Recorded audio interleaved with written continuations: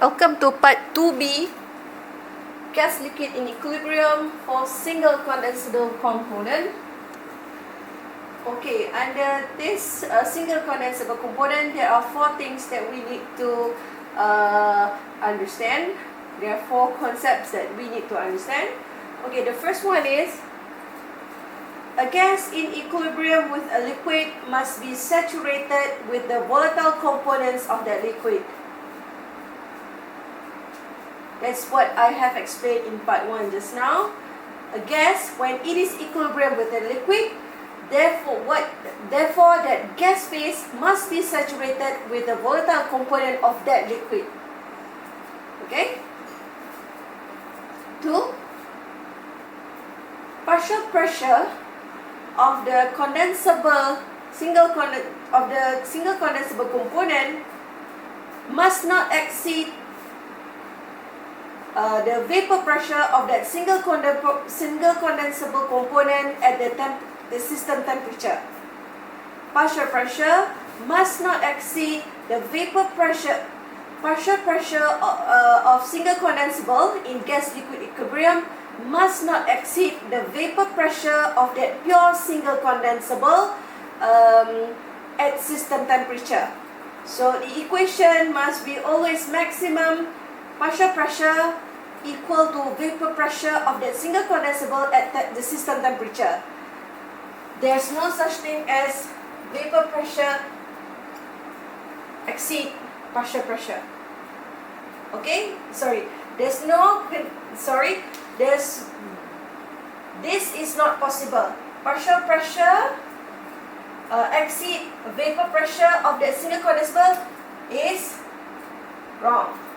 Okay, system must always, the partial pressure of that single condensable must equal to the vapor pressure of that single condensable at system temperature. Okay, number 2. Because this is the maximum. The vapor pressure, partial pressure cannot exceed this. Okay, you know this is gas phase. We are talking about liquid phase. This is liquid phase condition. We are talking about, this is gas and liquid in equilibrium. We are talking about gas phase. We are talking about liquid phase when these 2 phases are in equilibrium. So partial pressure must not exceed the vapor pressure of that single condensable at temperature of the system. Okay? Right. Then,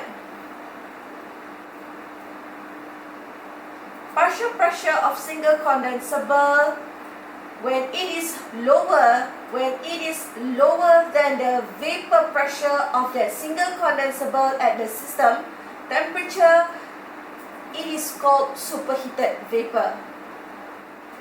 When you calculate your system in equilibrium, if your partial pressure of the single condensable less than vapor pressure of that single condensable at the system temperature, that vapor in the gas phase is known as superheated vapor.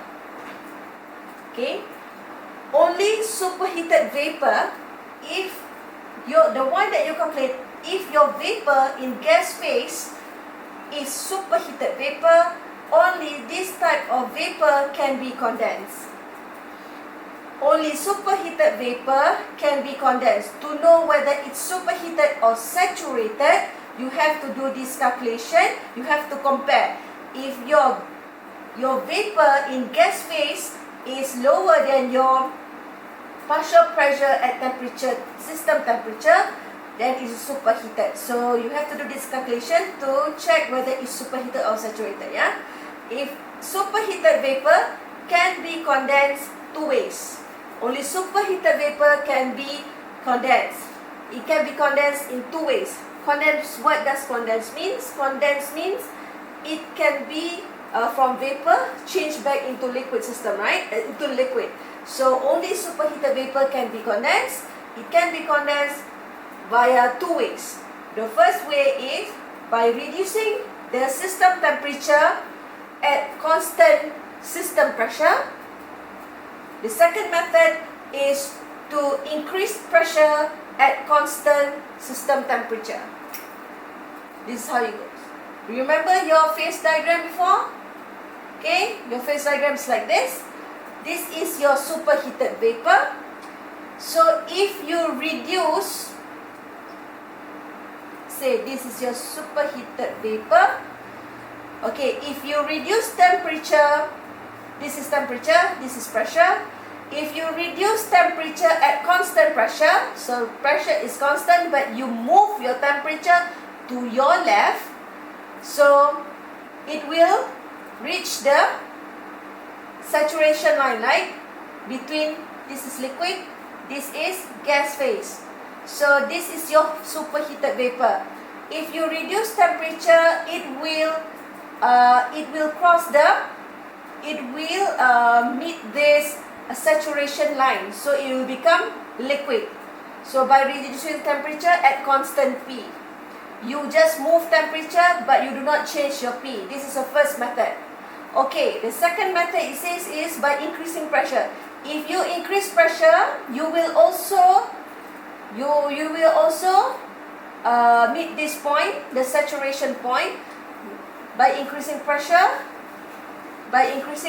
at constant T. So your T is not, you do not move your T, but you just increase your pressure. You will also, your vapor will meet this saturation point where it will become liquid. So these are the two ways where you can change your superheated vapor into liquid bed. So by reducing T at constant P, secondly by increasing P at constant T. TP here is the system pressure and temperature. Okay, this is how from superheated vapor you change it back into saturated condition. Okay, number 4. If gas containing superheated vapor is cool, or you reduce T, cool means you reduce temperature at constant pressure, which superheated becomes saturated vapor. This temperature is called dew point. Okay, so this dew point is noted by T dew point. So this is what I meant. This is what okay.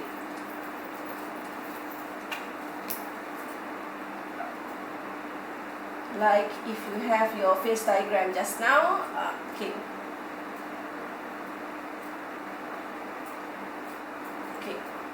This is your liquid phase, this is your gas phase. Let's say your superheated is here. Okay, your gas is, okay, now you have a gas containing superheated vapor, is cool. So let's say it is here.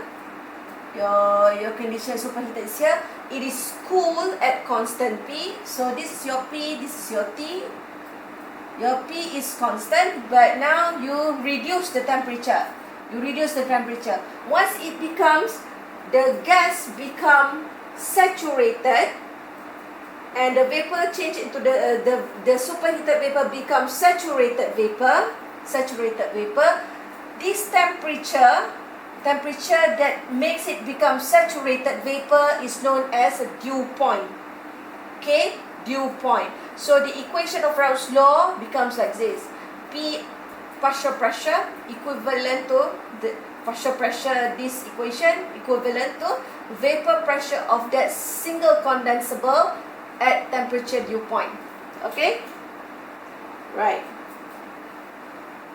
The difference, okay, when we have this condition, if we need to calculate the degrees of superheat, degrees of superheat is given by the definition of degrees of superheat is the difference between initial system temperature and the dew point temperature. Okay, so degrees of superheat is the initial temperature here minus dew point. So that means that is the degrees of superheat, right? So this is the concept of single condensable component. It is used a lot in mass balance. When you have gas and liquid in equilibrium, gas liquid in equilibrium system. Okay, so we have to understand this concept well in order for us to solve the mass balance in gas-liquid equilibrium. I would like you to go through example 6.3-2 by yourself and understand the concept, because that example is it shows how this concept is being applied in that question. Okay, thank you for watching.